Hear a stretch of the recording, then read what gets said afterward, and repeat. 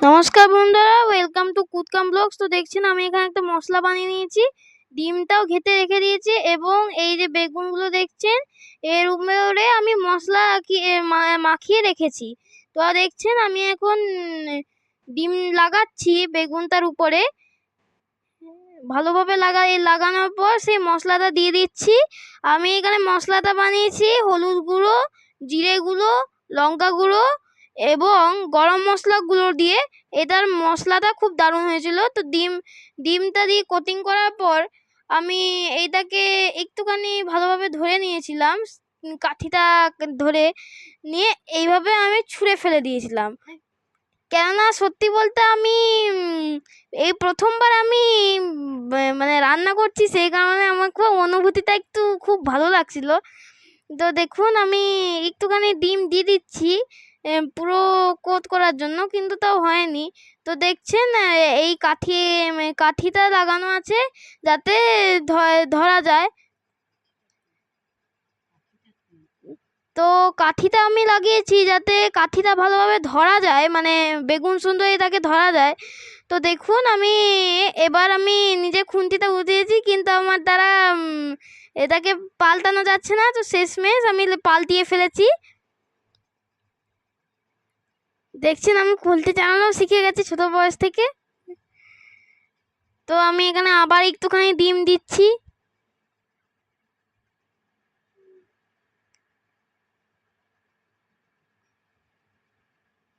তো দেখুন আমি এখন ডিম ভাজাটা এখানে লাগাচ্ছি। ডিম ভাজাটা লাগিয়ে নেওয়ার পর ব্যাস আমাদের এটা সিদ্ধ করে নেব। ভেজে সিদ্ধ করে নেওয়ার পর আমরা এইটাকে কি করব না, এবার আমরা এটাকে তুলে দেব। তো পিছনেরটা আর একটু ভেজে নেওয়ার পর আবার এবার আমরা তুলে নেব।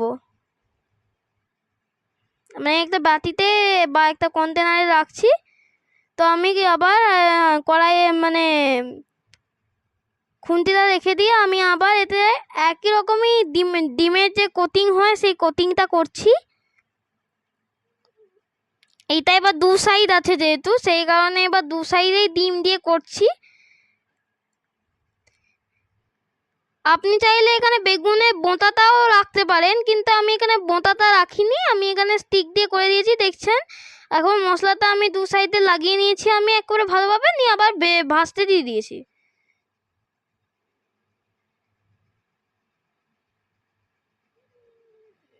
সো আমি আর একটুখানি ডিম ভাজা দিচ্ছিলাম, ঠিক আছে। মানে ডিমের যে ব্যাটারটা ছিল সেইটা দিয়ে ডিম ভাজাটা করছিলাম, নিয়ে তারপরে সেই একই প্রসেসই সবাই আমি দেখিয়ে দিয়েছি। তো ঠিক ওইভাবেই বানিয়ে ওই খুন্তি দিয়ে কাঠিটাকে ধরে পাল্টাতে হবে, ঠিক আছে। এই এই পাল এই যে পাল্টাতে তো আমি এখনো পারছি না, যাক শেষমেশ আমি পাল্টিয়েই ফেলেছিলাম। তো এবার একটু মা আমাকে একটু শিখিয়ে দিল যে কিভাবে এক চান্সেই পাল্টে দেওয়া যায়। তো এবার আমি পাল্টে দেওয়ার পর আমি ভেজে নিয়ে তৈরি করে দিলাম। এবার আমি তৃতীয় নম্বরটাও আমি সেই একই রকমই ডিমটাকে গুলে নিলাম, নিয়ে আবার এখানে মশলা আর ডিমের কোটিং দিয়ে আমি এটাকে রেডি করলাম।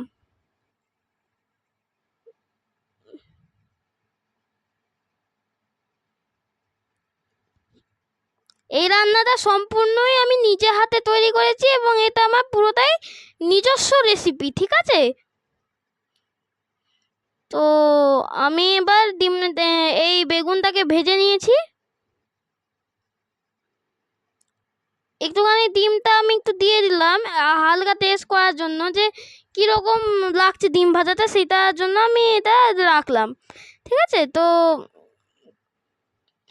ভালোই খেতে হয়েছিল, তোমরাও একবার টেস্ট করে দেখো। আমি আবার উল্টা পাল্টা করার পর আবার সেই একই প্রসেস, মানে আমি বলতে চাইছি যে এবার আমি একটুখানি ভাজছিলাম, ভাজার পর এবার আমি রেখে দিলাম। বাস এবার আমাদের যে বেগুন সুন্দরী রেসিপিটা যেটা ছিল সেটা আমাদের তৈরি হয়ে গেছে। তো দেখুন আমি একটু মশলা দিয়ে দিলাম, কেমন হয়েছে অবশ্যই বলবেন।